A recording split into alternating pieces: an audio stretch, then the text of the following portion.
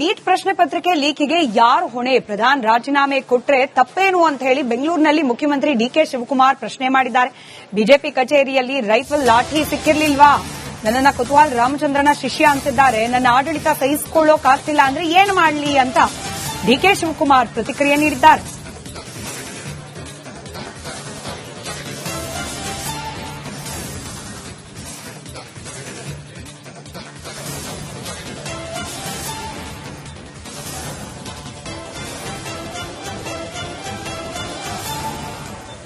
ಸುಮಾರು 100ಕ್ಕೂ ಹೆಚ್ಚು ಸಂದರ್ಭದಲ್ಲಿ ಪೇಪರ್ ಲೀಕ್ ಆಗಿದೆ.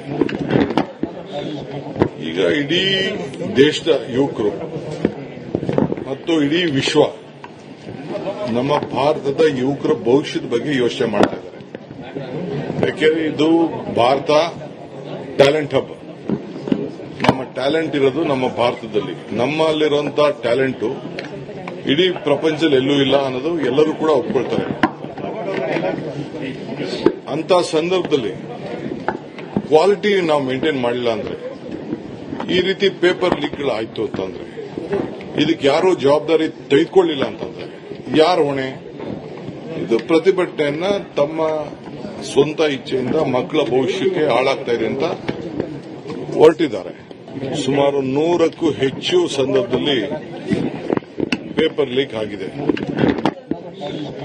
ಈಗ ಇಡೀ ದೇಶದ ಯುವಕರು ಮತ್ತು ಇಡೀ ವಿಶ್ವ ನಮ್ಮ ಭಾರತದ ಯುವಕರ ಭವಿಷ್ಯದ ಬಗ್ಗೆ ಯೋಚನೆ ಮಾಡ್ತಾ ಇದ್ದಾರೆ.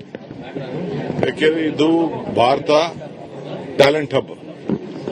ನಮ್ಮ ಟ್ಯಾಲೆಂಟ್ ಇರೋದು ನಮ್ಮ ಭಾರತದಲ್ಲಿ. ನಮ್ಮಲ್ಲಿರುವಂತಹ ಟ್ಯಾಲೆಂಟು ಇಡೀ ಪ್ರಪಂಚದಲ್ಲಿ ಎಲ್ಲೂ ಇಲ್ಲ ಅನ್ನೋದು ಎಲ್ಲರೂ ಕೂಡ ಒಪ್ಕೊಳ್ತಾರೆ. ಅಂತ ಸಂದರ್ಭದಲ್ಲಿ ಕ್ವಾಲಿಟಿ ನಾವು ಮೇಂಟೈನ್ ಮಾಡಿಲ್ಲ ಅಂದ್ರೆ, ಈ ರೀತಿ ಪೇಪರ್ ಲೀಕ್ಗಳು ಆಯ್ತು ಅಂತಂದ್ರೆ, ಇದಕ್ಕೆ ಯಾರು ಜವಾಬ್ದಾರಿ ತೆಗೆದುಕೊಳ್ಳಿಲ್ಲ ಅಂತಂದ್ರೆ ಯಾರು ಹೊಣೆ? ಇದು ಪ್ರತಿಭಟನೆಯನ್ನ ತಮ್ಮ ಸ್ವಂತ ಇಚ್ಛೆಯಿಂದ ಮಕ್ಕಳ ಭವಿಷ್ಯಕ್ಕೆ ಹಾಳಾಗ್ತಾ ಇದೆ ಅಂತ ಹೊರಟಿದ್ದಾರೆ.